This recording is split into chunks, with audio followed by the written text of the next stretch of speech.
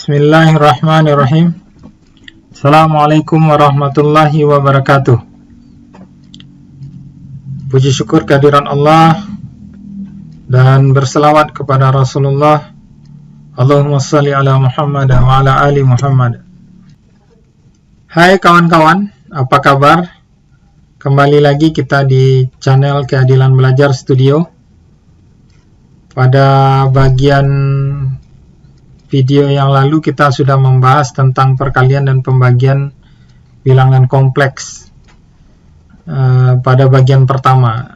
Sekarang kita akan membahas pada bagian kedua tentang teknik perkalian dan pembagian bilangan kompleks yang merubah bentuk dari bentuk umum menjadi bentuk polar. Berarti perkalian dan pembagian lebih dominan kita gunakan untuk proses perkalian dan pembagian. Kita misalkan Z1 sama dengan 5 ditambah J4.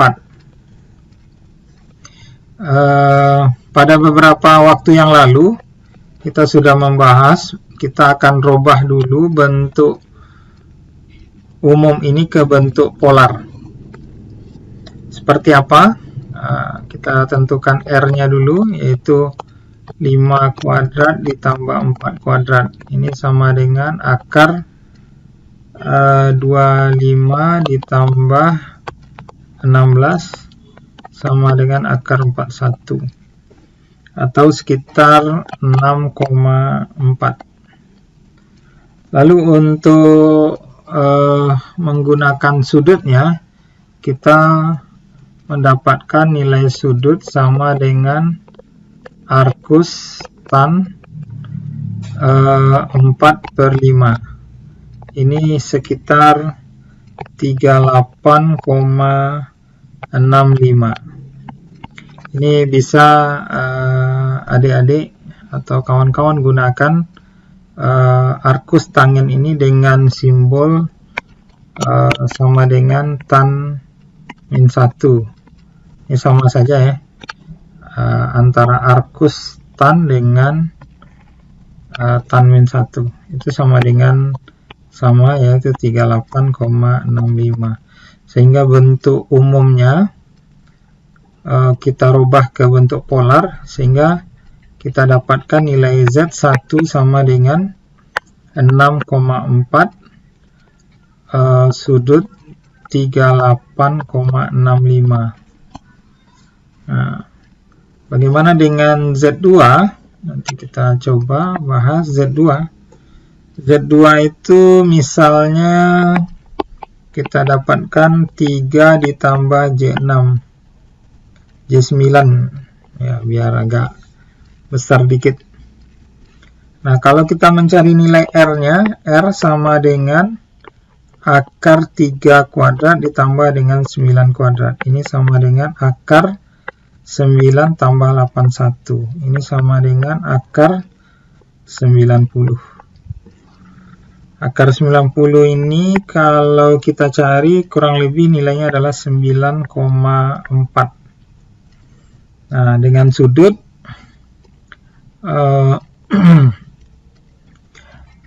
sudut sama dengan tan 9/3. Ini sama dengan tan 1/3. Ini nilainya 71,56. Nah, ini silakan nanti dicari, sehingga Z2 sama dengan 9,4 dengan sudut 71,56. Nah, kita sudah dapatkan Z1 dan Z2 dalam bentuk polar. Nah, jika kita kemudian mengalihkan, misalnya Z1 dikali dengan Z2, maka yang kita lakukan itu adalah 6,4 dengan sudut 38,65 38,65 itu dikali dengan 9,4 sudut 71,56. Nah, aturan mainnya adalah ketika proses perkalian ini kita hanya mengalihkan 6,4 dikali dengan 9,4. Sudutnya itu 38,65 itu ditambahkan dengan 71,56. Nah, kita dapatkan angkanya itu sekitar berarti 6,4 dikali 9,4, hasilnya 60,16. Nah, sudutnya ini kita jumlahkan, kita gunakan kalkulator. 38,65 ditambah dengan 71,56, hasilnya 110,21. Ini artinya dia berada di kuadran ke-2 ya. Jadi kalau kita lihat gambarnya nanti 60 itu ini sudutnya 90, berarti kita dapatkan bentuknya seperti ini. Maka sudut yang dibentuk itu adalah 110 ya, 110.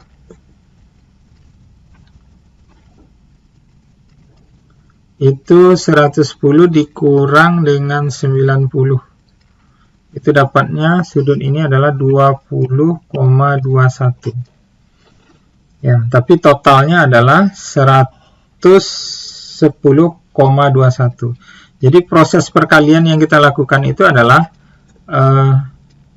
nilai R-nya yang kemudian kita kalikan, sementara sudutnya itu saling kita jumlahkan. Ya, ini kita kalikan dan kemudian sudutnya dijumlahkan. Ini konsep perkalian pada bilangan polar. Bagaimana dengan proses pembagian? Proses pembagian dapat kita lakukan, mungkin kita hapus dulu ini, biar lebih mudah kita memahaminya. Jadi ini kita hapus dulu. Ya. Kita sudah dapat nilai Z tadi ya. Nilai Z1 ya. Nilai Z1. Prosesnya tadi. Ini kita hapus juga, tinggal Z2-nya. Nah, bagaimana kalau kita proses pembagian? Nah, ini kita hapus dulu ya. Nah, proses pembagian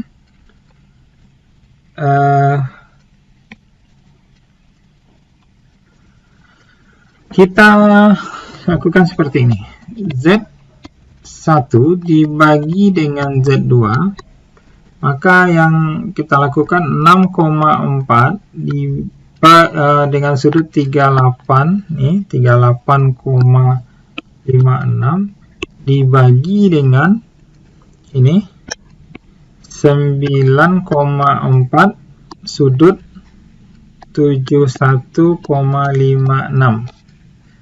Nah, maka prosesnya bagian ini terjadi proses pembagian, yaitu 6,4 per 9,4, sementara sudutnya itu saling mengurangkan, yaitu 38,56 dikurang dengan 71,56.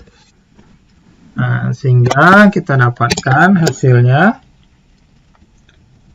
ya, dengan menggunakan kalkulator tentunya 6,4 dibagi dengan 9,4, hasilnya 0,68 dengan sudut Nah, 38,56 dikurang dengan 71,56. Hasilnya adalah 65 ya. Jadi ini salah tadi ya. 65. Maaf, ini 65.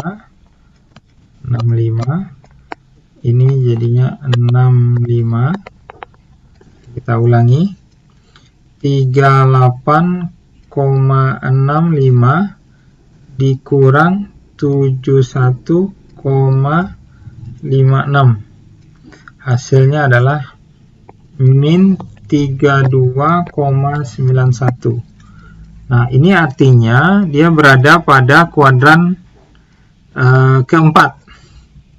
Kalau kita gambarkan seperti ini, ini dia 32 minus 32,91 dengan nilai R-nya sebesar 0,68. Nah, inilah proses pembagian dengan menggunakan bilangan polar. Jadi kawan-kawan semua, dapat kita simpulkan untuk sementara proses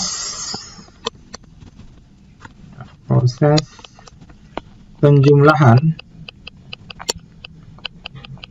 dan pengurangan sebaiknya kita menggunakan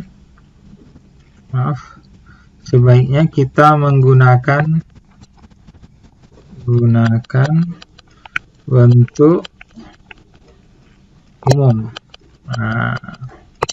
Namun proses perkalian dan pembagian sebaiknya kita menggunakan bentuk polar atau boleh juga bentuk eksponensial.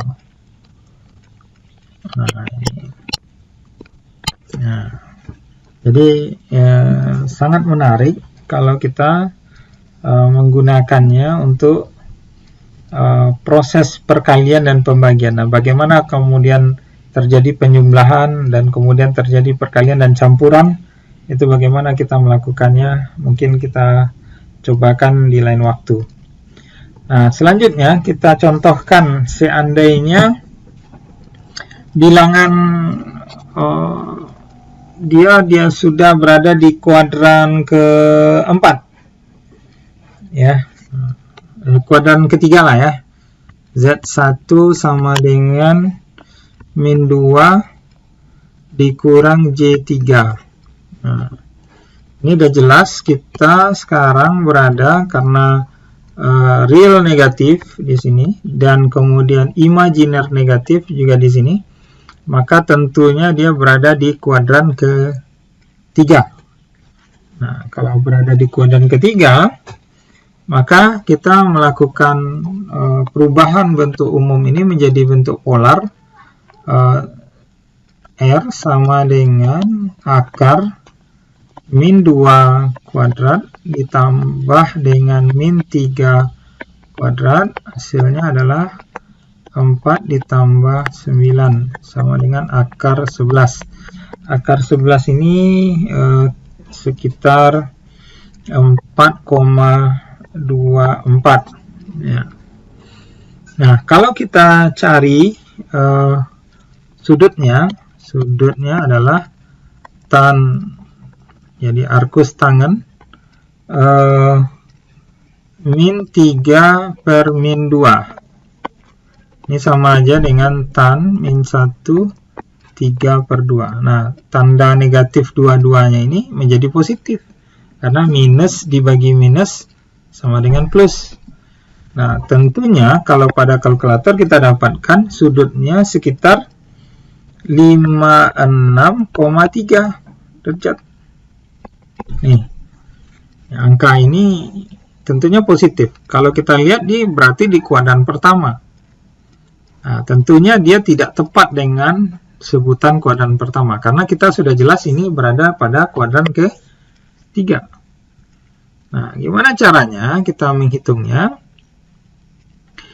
Yang kita ukur itu adalah tetap saja sumbu real sumbu imajiner dibagi dengan sumbu real. Maka tentunya kita mendapatkan sudut yang 56,3 itu terhitungnya itu dah di sini 56,3. Nah, itu yang terhitung.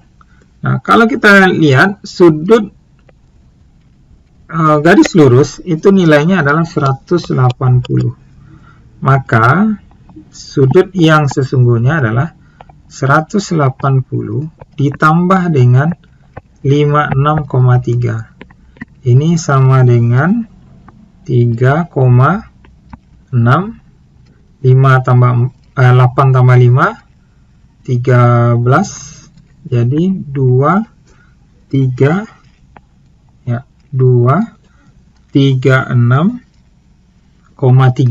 Nah, kita dapatkan sudutnya. Jadi sekarang baru kita dapatkan bahwa Z1 itu nilainya adalah 4,24 dengan sudut 236,3. Nah, biasanya untuk mempermudah kita dalam menghitung, maka sebaiknya kuadran 4 dan kuadran 3 itu disatukan. Jadi sebaiknya kita menghitung sudut ini. Jadi sudut negatif jadinya. Nah, kalau dia sudut negatif, berarti 360 kita kurang dengan 236,3, itu dapatnya adalah min, tentunya karena ini angkanya ya, jadi kalau kita kurangkan saja, dapatnya adalah 123,7. Ini sudut yang terbentuk. Jadi yang sudut ini adalah 127 nih sudutnya. Karena dia arahnya negatif, maka kita dapatkan sudutnya adalah min 123,7. Jadi dapat juga kita nuliskan Z1 sama dengan 4,24 dengan sudut minus 123,7. Nah, ini boleh kita menuliskan seperti ini, juga boleh kita menggunakan seperti ini. Ini yang pertama. Bagaimana kalau seandainya Z2, ya, kita kurung dulu lah supaya gampang kita nanti.